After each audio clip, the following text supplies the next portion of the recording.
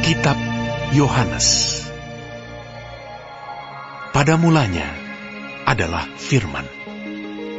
Firman itu bersama-sama dengan Allah, dan Firman itu adalah Allah. Ia pada mulanya bersama-sama dengan Allah.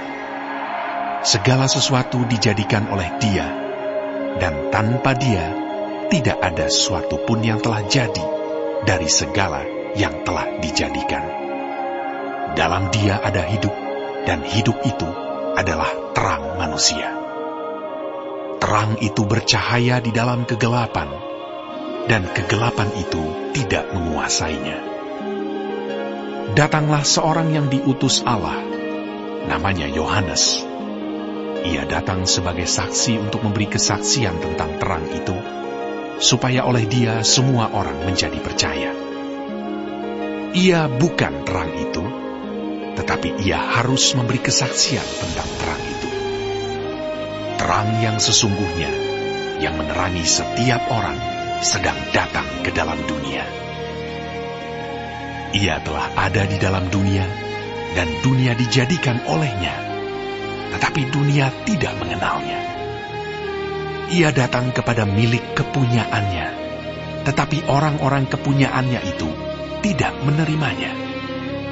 Tetapi semua orang yang menerimanya diberinya kuasa supaya menjadi anak-anak Allah, yaitu mereka yang percaya dalam namanya.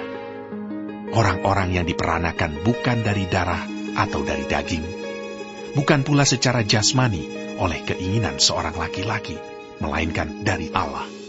Firman itu telah menjadi manusia dan diam di antara kita, dan kita telah melihat kemuliaannya, yaitu kemuliaan yang diberikan kepadanya sebagai anak tunggal Bapa, penuh kasih karunia dan kebenaran.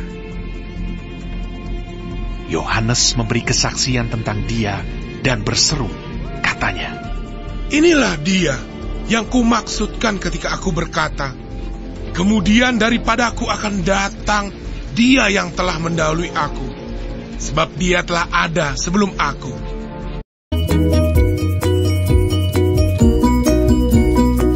Shalom, selamat pagi adik-adik. Kita ketemu lagi pada pagi hari ini di triwulan keempat, ya, di pelajaran pertama.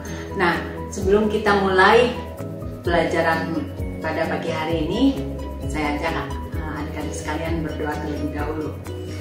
Bapa di surga, kami bersyukur kepadamu Tuhan. Pada pagi hari ini kami boleh bersama-sama kembali untuk mendengarkan firman Tuhan. Kami bersyukur untuk kebaikan Tuhan yang boleh kami nikmati setiap hari di dalam penyertaan dan pimpinan Tuhan dalam kehidupan kami. Kami berdoa, tolong kami Tuhan, beri kepada kami hati yang rela diajar dan roh yang lemah lembut, sehingga firman Tuhan boleh kami mengerti dan kami lakukan di dalam kehidupan kami. Terima kasih Tuhan Yesus, di dalam nama Yesus Kristus kami berdoa. Amin. Adik-adik sudah menerima bukan buku yang baru di triwulan keempat ini. Nah, pelajaran pertama dari triwulan keempat ini adalah mengenai Allah menjadi manusia. Diambil dari Kitab Yohanes pasal 1 ayat 1 sampai dengan 3, kemudian ayat 10 sampai dengan 15. Nah, kalau adik-adik lihat dari buku adik-adik, kita lihat ada dua kata yang hampir sama, mirip tapi artinya berbeda, yaitu reinkarnasi dan inkarnasi. Saya bacakan. Apa yang dimaksud dengan reinkarnasi? Yaitu kelahiran kembali ke dunia dan terjadi berulang kali dalam wujud yang berbeda. Itu reinkarnasi. Nah, inkarnasi di sini artinya penjelmaan firman menjadi manusia. Nah, apa hubungannya kemudian reinkarnasi atau inkarnasi ini dengan firman Tuhan pada pagi hari ini yang akan kita dengarkan nanti sebentar. Tapi sebelumnya saya ingin menjabarkan dulu sesuatu kepada adik-adik mengenai Yohanes 1 ayat 1 sampai dengan 3 ini. Kalau adik-adik lihat dari Kejadian 1 ayat 1 sampai dengan 26 tentang penciptaan. Ketika Allah menciptakan dunia ini dan segala isinya, selalu dimulai dengan kata berfirmanlah. Ya. Nah, itu yang dilakukan atau dikatakan Allah pada saat Dia menciptakan dunia dan isinya, dari hari pertama sampai dengan hari yang terakhir. Ya, nah kata kuncinya adalah berfirmanlah. Kemudian kalau kita melihat di sini dari Yohanes 1 ayat 1 sampai dengan 3, dikatakan bahwa firman itu adalah bersama-sama dengan Allah dan firman itu adalah Allah. Nah, kita nanti akan melihat bagaimana hubungan firman yang adalah Allah dan kemudian firman itu katanya menjadi manusia. Ya, manusia itu yang kita kenal, yaitu Yesus Kristus. Nah, kita akan melihat pemaparan dari Pastor Alex mengenai hubungan antara firman, kemudian Allah, dan kemudian manusia. Oke, kita akan mendengarkan dahulu, adik-adik simak, nanti kita kemudian ambil kesimpulan dari firman yang dipaparkan oleh Pastor Alex. Silakan, Pastor.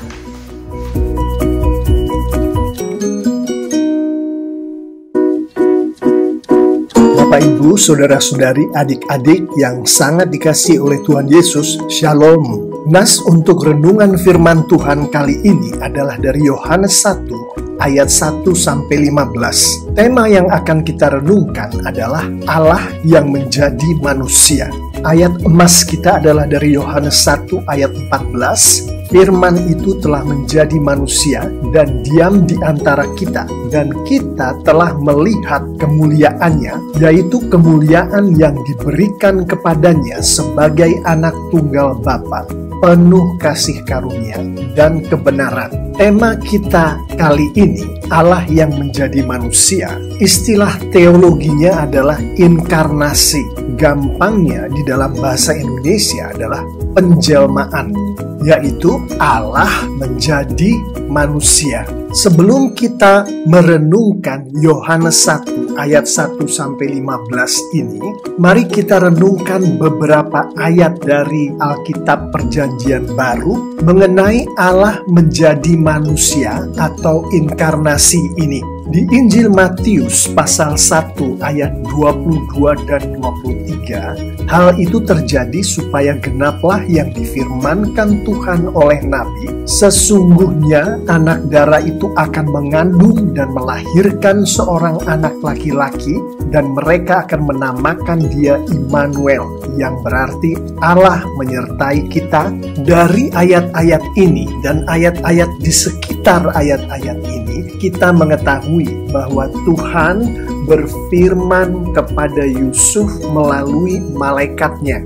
Firman Tuhan yang disampaikan oleh malaikat Tuhan ini mengacu kepada firman Tuhan yang disampaikan melalui Nabi Yesaya, yaitu di Yesaya 7 ayat 14. Sebab itu Tuhan sendirilah yang akan memberikan kepadamu suatu pertanda. Sesungguhnya seorang perempuan muda mengandung dan akan melahirkan seorang anak laki-laki, dan ia akan menamakan dia Immanuel. Dari konteks firman Tuhan di Matius 1 ayat 23 dan di Yesaya 7 ayat 14 ini, kita mengetahui Tuhan berfirman mengenai dirinya sendiri. Tuhan berfirman, dialah Immanuel, dialah Allah menyertai kita, dialah Allah menyertai manusia itu. Secara tersirat firman Tuhan juga menunjukkan bahwa penyertaan Allah Immanuel ini adalah Allah lahir dari seorang perempuan muda, seorang anak darah dalam bentuk manusia, yaitu dalam bentuk seorang anak laki-laki. Dari ayat-ayat ini dengan jelas kita bisa mengetahui Allah menjelma menjadi manusia. Allah berinkarnasi menjadi manusia. Untuk lebih jelasnya lagi, dari konteks Alkitab secara tersurat dan tersirat, yang berinkarnasi menjadi manusia adalah Allah Anak, adalah Tuhan Yesus.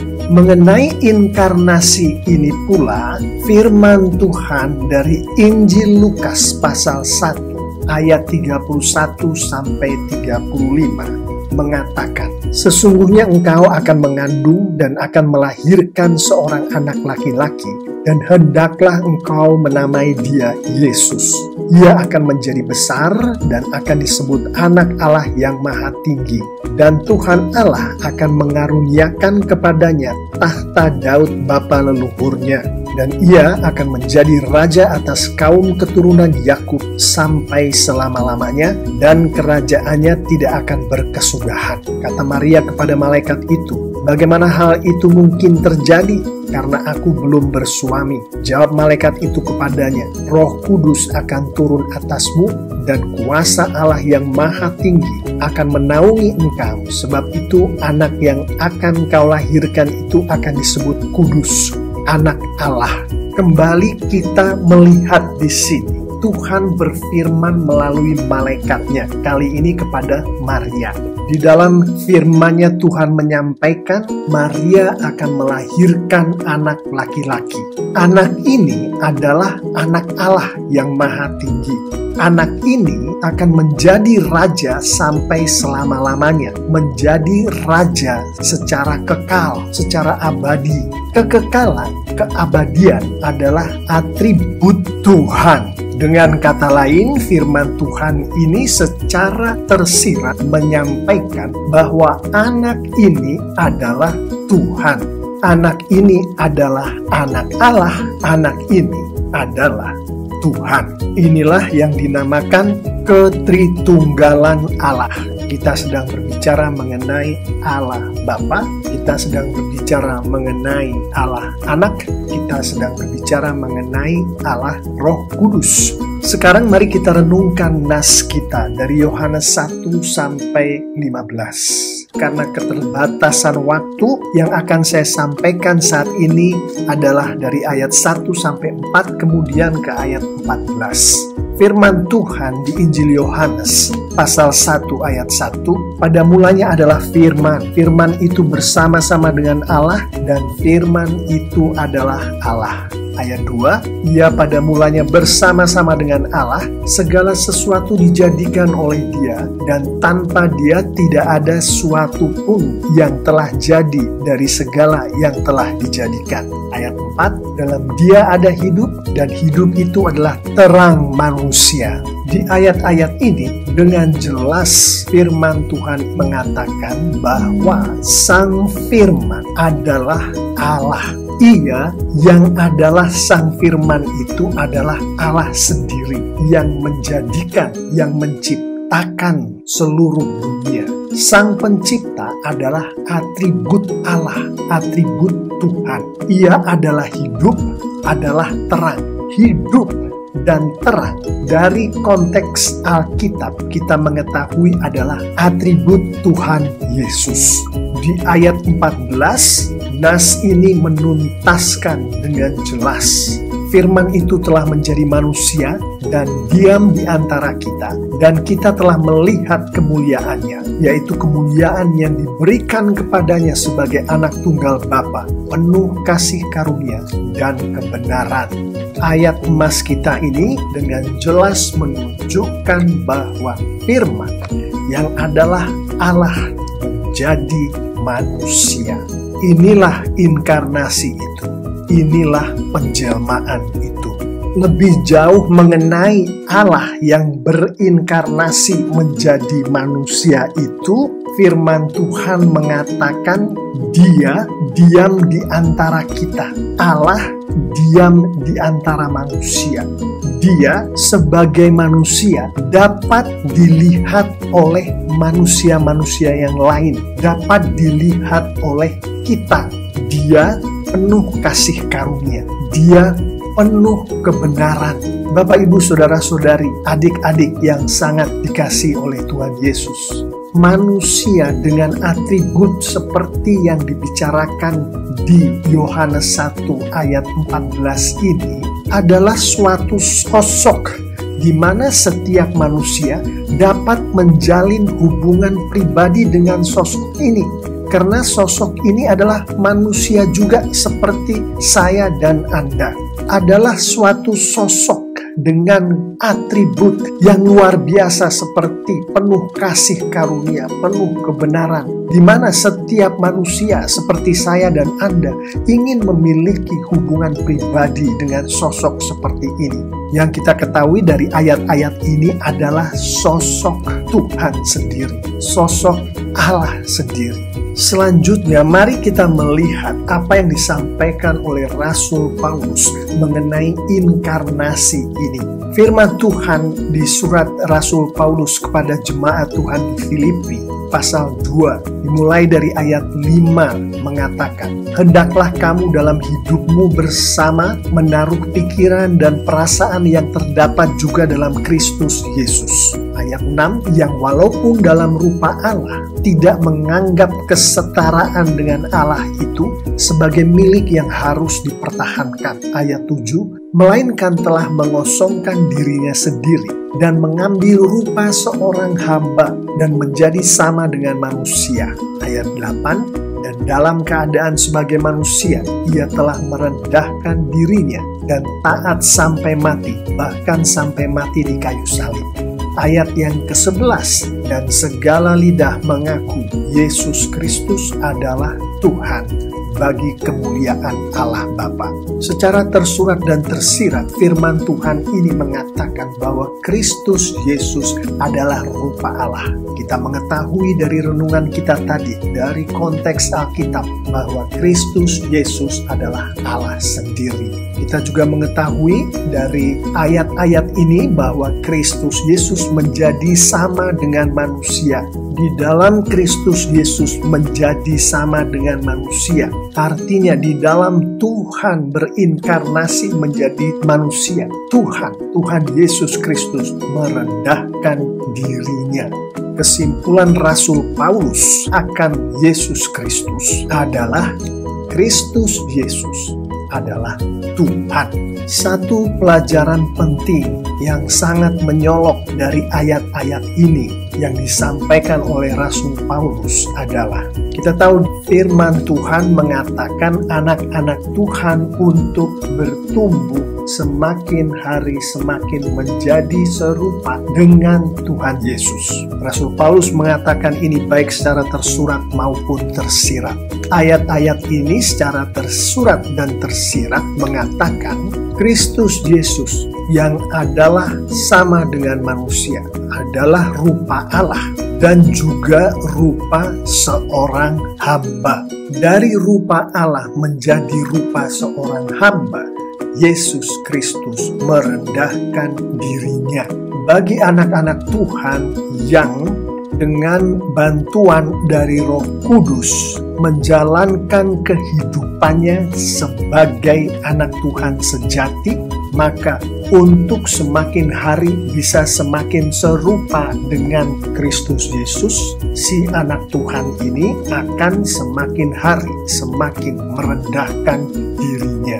Bapak, Ibu, Saudara-saudari, adik-adik yang sangat dikasihi oleh Tuhan Yesus, demikianlah renungan firman Tuhan kali ini. Mari kita tutup renungan ini dengan beberapa penerapan. Saya akan memulai bagian penerapan ini dengan menanyakan dua pertanyaan. Mengetahui bahwa Tuhan Yesus, Tuhan yang berinkarnasi menjadi manusia, dapat menjalin hubungan pribadi dengan kita, manusia-manusia seperti kita. Pertanyaan pertamanya adalah, sudahkah Anda atau kita memiliki hubungan pribadi dengan Tuhan Yesus? Pertanyaan kedua, mengetahui bahwa manusia dapat dengan bantuan Roh Kudus menjadi serupa dengan Tuhan Yesus dengan cara merendahkan diri. Pertanyaannya adalah, sudahkah Anda menghidupi kehidupan untuk menjadi serupa dengan Dia? Sudahkah Anda menghidupi kehidupan di mana Anda hidup dengan rendah diri, dengan rendah hati? Menjawab kedua pertanyaan itu, mari kita lihat penerapan nas kita kali ini. Berdoalah memohon jamahan dari Roh Kudus. Mintalah Roh Kudus membuat Yesus Kristus menjadi Tuhan dan Juru Selamat pribadi Anda. Karena hanya dengan inilah Anda dapat memiliki hubungan pribadi pribadi dengan Tuhan Yesus Kristus. Tuhan yang adalah hidup sekarang maupun hidup kekal. Tuhan yang adalah terang, yang penuh dengan kasih karunia, penuh dengan kebenaran.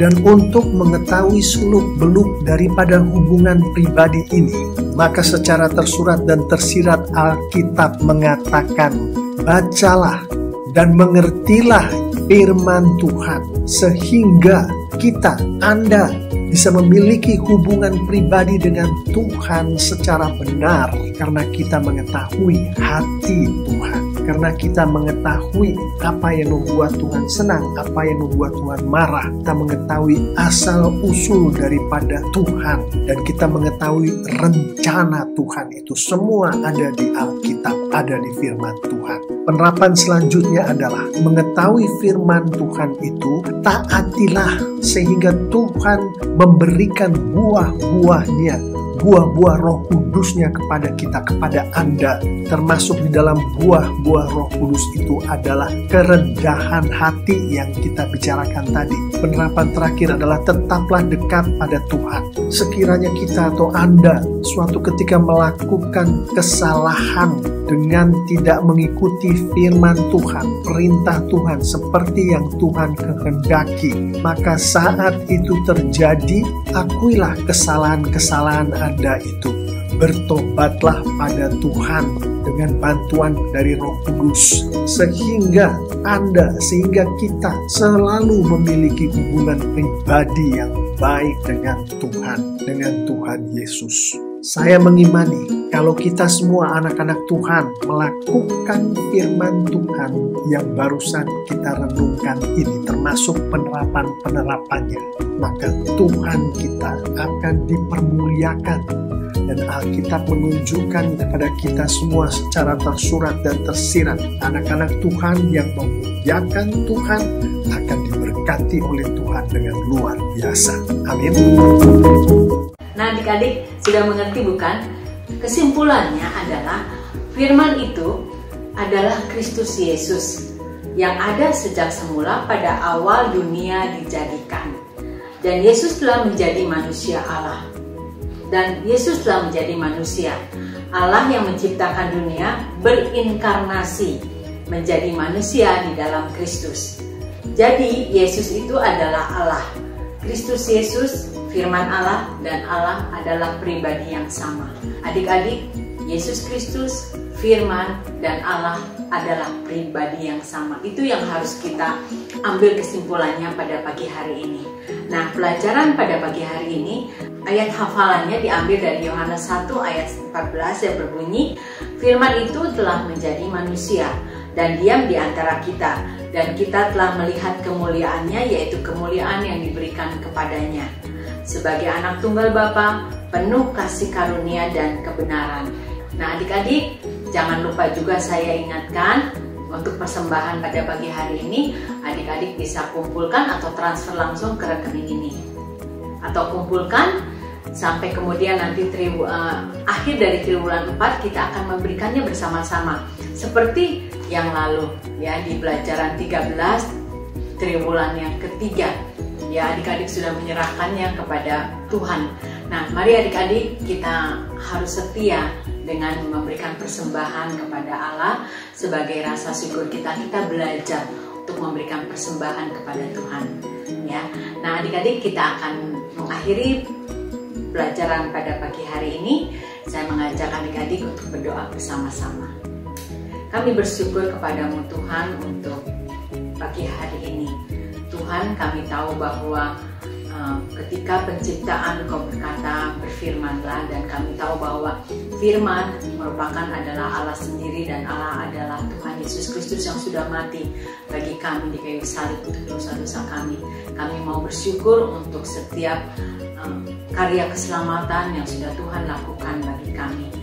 Biarlah kiranya melalui firman ini Tuhan, kami bisa mengerti, semakin mengerti pelajaran-pelajaran yang akan kami dengarkan minggu ini dan minggu-minggu selanjutnya. Sertai kami sepanjang minggu depan Tuhan, supaya penyertaan Tuhan boleh kami rasakan dan kami senantiasa bersyukur untuk semua kebaikan Tuhan. Di Di dalam nama Tuhan Yesus Kristus kami berdoa dan mengucap syukur. Amin. Selamat pagi adik-adik, sampai jumpa minggu depan. Bye.